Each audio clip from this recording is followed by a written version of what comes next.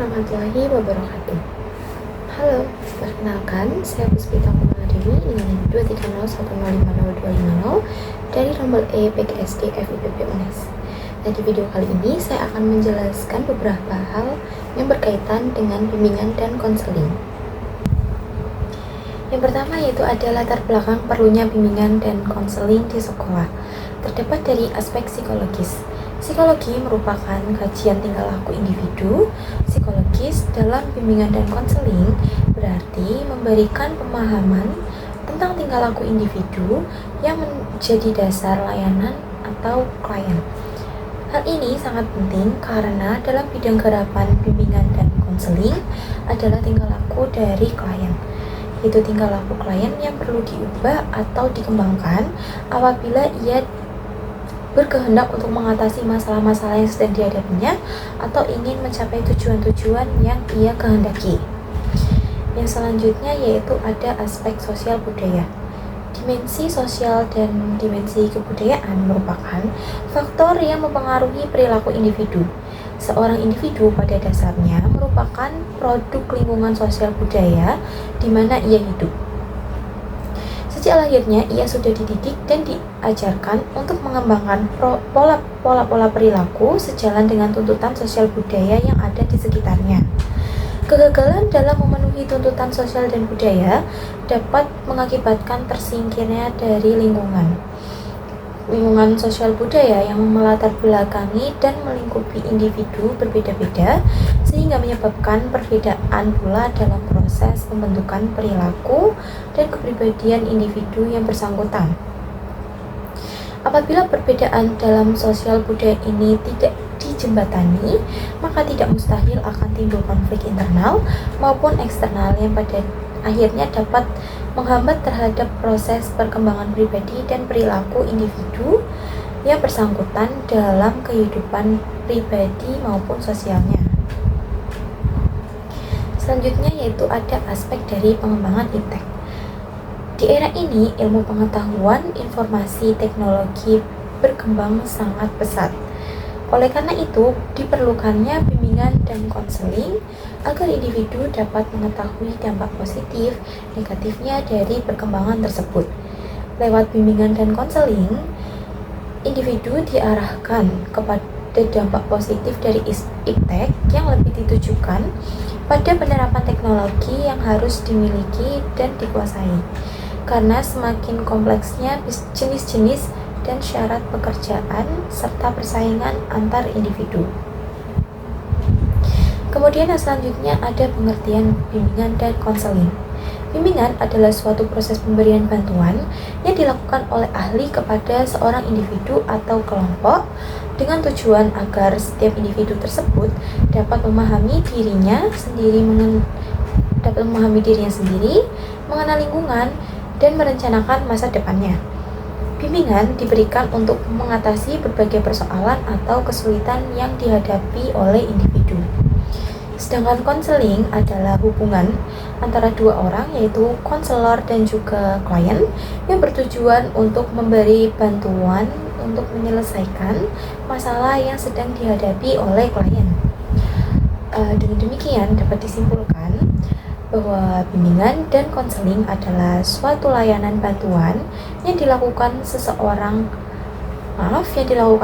konselor kepada klien atau peserta didik agar klien dapat memahami dirinya sendiri, mengambil keputusan, memahami potensi yang dimilikinya, mengetahui cara mengembangkan potensi yang dimilikinya, serta selalu bertanggung jawab atas setiap keputusan yang diambilnya.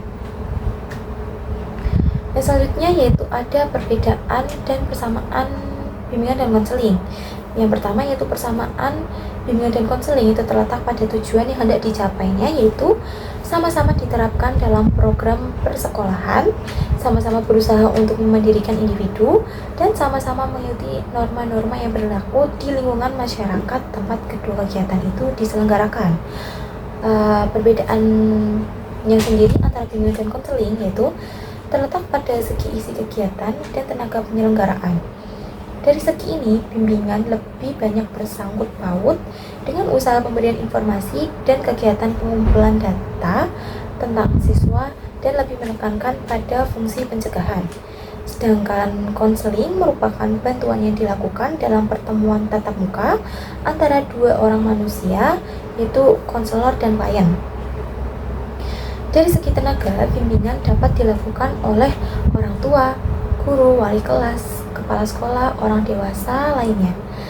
Namun, untuk konseling hanya dapat dilakukan oleh tenaga-tenaga yang terdidik dan terlatih. Dengan kata lain, konseling merupakan bentuk khusus bimbingan, yaitu layanan yang diberikan oleh konselor kepada klien secara individu. Selanjutnya yaitu alasan mengapa guru membimbing.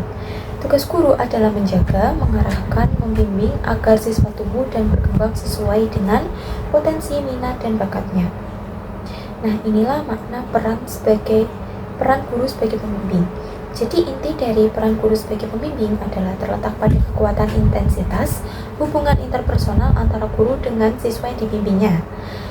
Abin Syamsuddin 2003 menyebutkan bahwa guru sebagai pembimbing dituntut untuk mampu mengidentifikasi siswa yang diduga mengalami kesulitan dalam belajar, melakukan diagnosa, prakdiagnosa, dan kalau masih dalam batas kewenangannya harus membantu pemecahan masalahnya atau remedial teaching. Kemudian selanjutnya ada urgensi BK. Bimbingan dan konseling dalam pendidikan merupakan bagian integral yang tidak dapat terpisahkan dari dunia pendidikan. Pendidikan adalah suatu upaya menjadikan manusia mulia sesuai fitrahnya. Dalam UU Sisdiknas menyebutkan, pendidikan adalah usaha sadar dalam rangka menyiapkan peserta didik melalui kegiatan bimbingan, pengajaran, dan latihan yang bermanfaat untuk masa yang akan datang. Usaha-usaha untuk mengembangkan potensi siswa di sekolah dapat dilakukan dengan cara pemberian layanan-layanan yang khusus mengarahkan pada kematangan dan kemandirian siswa. Yang selanjutnya yaitu ada kedudukan bimbingan dan konseling. Itu dapat diposisikan secara tegas untuk perwujudan prinsip keseimbangan. Lembaga ini menjadi tempat yang aman bagi setiap siswa untuk datang membuka diri tanpa was-was akan privasinya. Di sana menjadi tempat setiap persoalan diadukan, setiap problem dibantu untuk diuraikan, sekaligus setiap kebanggaan diri diteguhkan. Bahkan orang tua siswa dapat mengambil manfaat dari pelayanan bimbingan di sekolah sejauh mereka dapat ditolong untuk lebih mengerti akan anak mereka. Yang selanjutnya yaitu ada 3 wilayah atau bidang dalam penyelenggaraan pendidikan formal. Yang pertama yaitu wilayah manajemen dan kepemimpinan wilayah. Hal ini meliputi berbagai fungsi berkenaan dengan tanggung jawab dan pengambilan kebijaksanaan setara bentuk-bentuk kegiatan pengelolaan dan manajemen sekolah seperti perencanaan, pengadaan, dan pengembangan staf, sarana-prasarana fisik, dan pengawasan. Yang selanjutnya yaitu wilayah pembelajaran yang mendidik wilayah. Wilayah ini meliputi semua bentuk pengembangan kurikulum dan pelaksanaan pengajaran yaitu penyampaian dan pengembangan pengetahuan, keterampilan sikap, dan keterampilan komunikasi peserta didik. Yang selanjutnya yaitu wilayah bimbingan dan konseling. Yang mendirikan wilayah ini meliputi berbagai fungsi dan kegiatan yang mengacu pada pelayanan kesiswaan secara individu agar masing-masing peserta didik dapat berkembang sesuai dengan bakat, minat, potensi, dan tahap-tahap perkembangannya.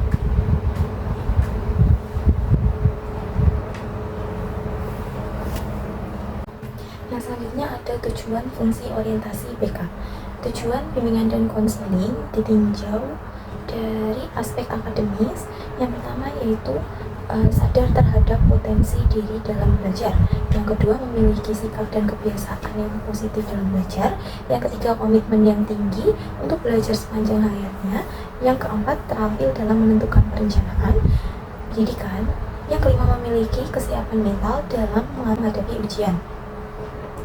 Fungsi BK sendiri yaitu ada pemahaman, fasilitasi, penyesuaian, penyaluran, adaptasi, pencegahan, perbaikan, dan juga pemeliharaan, pengembangan, serta advokasi. Selanjutnya yaitu ada asas-asas BK. Yang pertama yaitu asas kerahasiaan, di mana menjamin kerahasiaan data dan keterangan tentang konseling agar tidak diketahui oleh orang lain. Yang kedua yaitu ada asas kesukarelaan, konseling dengan sukarela atau tanpa paksaan mengikuti kegiatan bimbingan dan konseling. Yang ketiga yaitu ada asas keterbukaan, konseling terbuka atau terus terang atau tidak berpura-pura baik dalam memberikan maupun menerima keterangan tentang dirinya. Yang keempat yaitu ada asas kegiatan, yakni konseling berpartisipasi aktif dalam kegiatan bimbingan dan konseling. Yang kelima yaitu ada asas kemandirian, konseling yang mendapat manfaat layanan bimbingan dan konseling hendaknya menjadi mandiri, bukan senantiasa bergantung pada konselor. Yang keenam yaitu ada asas kekinian, yang mementingkan permasalahan dan kondisi konseling saat ini, bukan di masa lampau atau di masa depan atau di masa yang akan datang. Yang ketujuh yaitu ada asas kedinamisan, isi pelayanan bimbingan dan konseling sesuai dengan kebutuhan dan tahap perkembangan.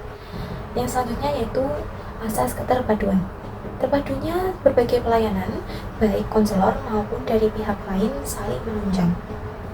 Yang kesembilan yaitu ada asas keharmonisan, yakni kecocokan antara nilai norma agama, hukum, peraturan adat istiadat, ilmu pengetahuan, dan juga kebiasaan yang berlaku. Yang ke-10 ada asas keahlian, kegiatan bimbingan dan konseling diselenggarakan atas dasar kaidah profesionalitas atau orang-orang yang benar ahli di bidangnya. Yang ke-11 yaitu asas ahli tangan kasus, konselor dapat mengalihkan kasus pada ahli atau konselor yang lebih mampu atau yang lebih berwenang. Selanjutnya yaitu prinsip-prinsip PK, prinsip umum bimbingan dan konseling, yaitu yang pertama, bimbingan harus berpusat pada individu yang dibimbingnya. Kemudian bimbingan diberikan kepada pemberian bantuan agar individu yang dibimbing mampu mengarahkan dirinya dan menghadapi kesulitan dalam hidupnya. Kemudian bimbingan bantuan disesuaikan dengan kebutuhan individu yang dibimbing. Selanjutnya bimbingan berkenaan dengan sikap dan tingkah laku individu.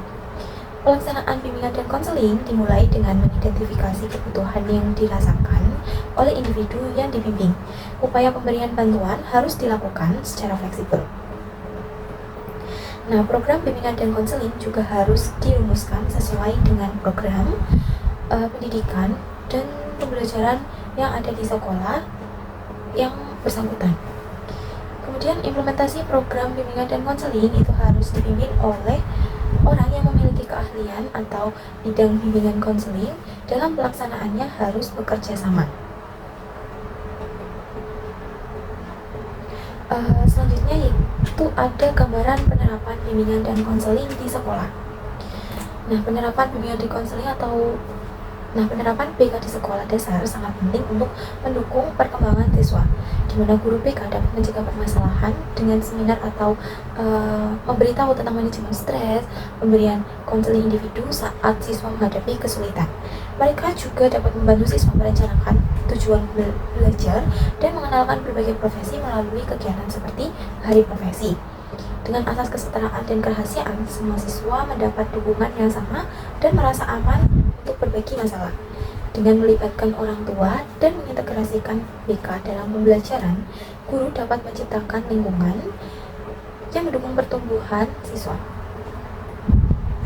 Selanjutnya yaitu profil guru yang berkualitas. Itu sebagai guru SD, kelak hal-hal yang dapat dilakukan agar kegiatan bimbingan dan konseling bisa diterapkan dengan baik, yaitu yang pertama, terdapat langkah yang dapat diambil untuk memastikan kegiatan BK atau bimbingan dan konseling berjalan dengan efektif. Yang pertama, dengan pengenalan program BK dapat dilakukan dengan menginformasikan kepada siswa, orang tua, guru, dan yang lainnya tentang program BK yang ada, bagaimana tujuannya dan juga manfaatnya. Yang kedua, dengan membangun hubungan yang baik, itu menciptakan suasana yang aman, nyaman bagi siswa untuk berbagi. Membangun kepercayaan akan memudahkan mereka untuk datang ke sesi konseling. Yang ketiga yaitu pelaksanaan kasus individu dan kelompok. penyediaan waktu dan sesi konseling individu maupun kelompok sesuai dengan kebutuhan siswa. Hal ini bisa meliputi diskusi, permainan, ataupun aktivitas kreatif. Yang keempat yaitu ada kegiatan edukatif dan pelatihan. Pengadaan workshop atau seminar untuk siswa mengenai keterampilan hidup seperti manajemen stres, komunikasi, dan penyelesaian konflik. Yang terakhir atau kelima yaitu terlibatan orang tua. Dengan mengundang orang tua untuk berpartisipasi dalam program BK, pemberian informasi tentang cara mendukung anak di rumah. Kemudian dapat juga dilakukan dengan kolaborasi dengan guru lain, bekerja sama dengan guru untuk mengidentifikasi siswa yang mungkin membutuhkan perhatian lebih dan merancang intervensi yang sesuai. Monitoring dan evaluasi juga perlu dilakukan. Hal ini dapat dilakukan menggunakan alat dan metode untuk mengevaluasi kemajuan siswa yang mengikuti program BK dan melakukan penyesuaian jika diperlukan. Penciptaan lingkungan yang mendukung itu dapat mengatur ruang BK yang nyaman dan menarik serta menyediakan sumber daya seperti buku, materi, dan konseling. Kemudian yang ke-9 mengembangkan kegiatan ekstrakurikuler. Pengadaan kegiatan yang mendukung pengembangan sosial dan emosional siswa seperti klub atau kegiatan olahraga. Yang ke-10 yaitu pelatihan diri.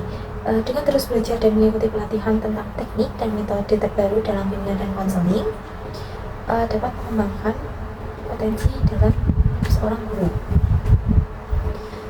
Nah, sebagai seorang guru juga sangat penting memahami karakteristik peserta didik.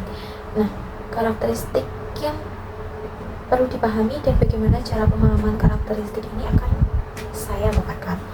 Nah, hal ini penting karena dapat memudahkan guru dalam melakukan tugasnya di kelas. Selain itu, menjadi pertimbangan dalam menentukan strategi pembelajaran. Kemudian mengatasi hambatan selama proses pembelajaran sebagai acuan pembuatan rancangan pembelajaran. Selanjutnya yaitu karakteristik siswa atau peserta didik menurut Siti Aisyah, yaitu diantaranya memiliki rasa ingin tahu yang lebih besar. Yang kedua merupakan pribadi yang unik. Yang ketiga suka berfantasi dan berimajinasi. Yang keempat masa paling potensial untuk belajar. Yang kelima yaitu menunjukkan sikap egois atau ingin menang sendiri. Yang tujuh memiliki rentang daya konsentrasi yang pendek. Yang kedelapan sebagai bagian dari makhluk sosial. Nah, untuk cara mengenalinya yaitu dapat diawali dengan kenali temperamen pada siswa, amati siswa, proses belajar, lakukan komunikasi dua arah dengan siswa, dan menyertakan siswa dalam program pengenalan diri. Selanjutnya yaitu ada 9 layanan BK. Yang pertama yaitu layanan orientasi. Layanan orientasi ini dilakukan dalam rangka memberikan pemahaman siswa terhadap lingkungan sekolah. Dengan demikian, adanya layanan orientasi bertujuan memberikan pemahaman terhadap lingkungan sekolah sehingga siswa dapat melakukan penyesuaian diri terhadap lingkungannya. Yang kedua yaitu ada layanan informasi. Layanan informasi ini bertujuan memberikan informasi terhadap siswa tentang sekolah, jurusan, dan prospek kerja di lapangan. Layanan informasi juga diberikan dengan cara belajar yang efisien, cara bergaul yang baik, pemanfaatan waktu kosong, informasi tentang pekerjaan, perkembangan moral dan kepribadian, serta informasi tentang kultur sosial. Yang ketiga yaitu ada layanan penempatan dan penyaluran. Layanan ini berorientasi membantu siswa dalam menyalurkan bakat dan minat, potensi, serta kondisi pribadinya.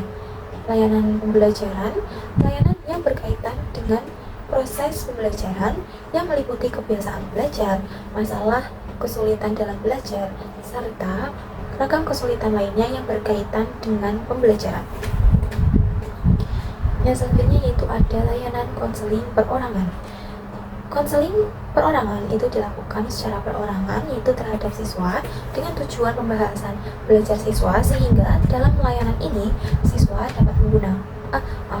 dapat mengungkapkan masalah yang dihadapinya dalam belajar tanpa ragu-ragu ataupun malu. Yang selanjutnya ada layanan bimbingan kelompok. Layanan bimbingan terhadap kelompok, ini layanan terhadap sejumlah peserta didik yang dilakukan secara bersama-sama. Selanjutnya ada layanan konseling kelompok. Layanan konseling kelompok adalah layanan yang dilakukan terhadap kelompok belajar untuk membahas masalah yang timbul dalam kelompok sehingga masalah tersebut dapat teratasi dengan baik. Selanjutnya yaitu ada layanan konsultasi, memungkinkan siswa memperoleh wawasan, pemahaman, dan cara yang perlu dilakukan dalam menangani kondisi atau permasalahan pihak ketiga. Fungsi utama yang didukung ialah fungsi pemahaman dan juga pengentasan. Yang terakhir yaitu ada layanan mediasi terakhir.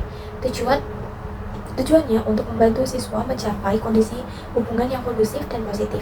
Fungsi utamanya yaitu fungsi pemahaman dan pengentasan luka. Selanjutnya yaitu ada implementasi layanan informasi. Soalnya ada implementasi yang pertama dari layanan informasi. Contohnya saja mengadakan sesi informasi tentang pilihan jenjang pendidikan setelah SD, termasuk penjelasan tentang sekolah lanjutan atau program yang tersedia. Yang kedua yaitu saya ambil layanan konseling individu. Contohnya sendiri yaitu menyediakan sesi konseling individu untuk siswa yang mengalami kesulitan belajar atau masalah emosional seperti kecemasan. Kemudian untuk yang ketiga yang saya ambil yaitu layanan konseling kelompok. Contohnya sendiri membentuk kelompok diskusi bagi siswa yang mengalami bullying agar mereka dapat berbagi pengalaman dan strategi dalam menghadapinya. Baik, sekian yang dapat saya sampaikan. Mohon maaf bila ada tutur kata atau ucapan yang kurang berkenan. Terima kasih. Wassalamualaikum warahmatullahi wabarakatuh.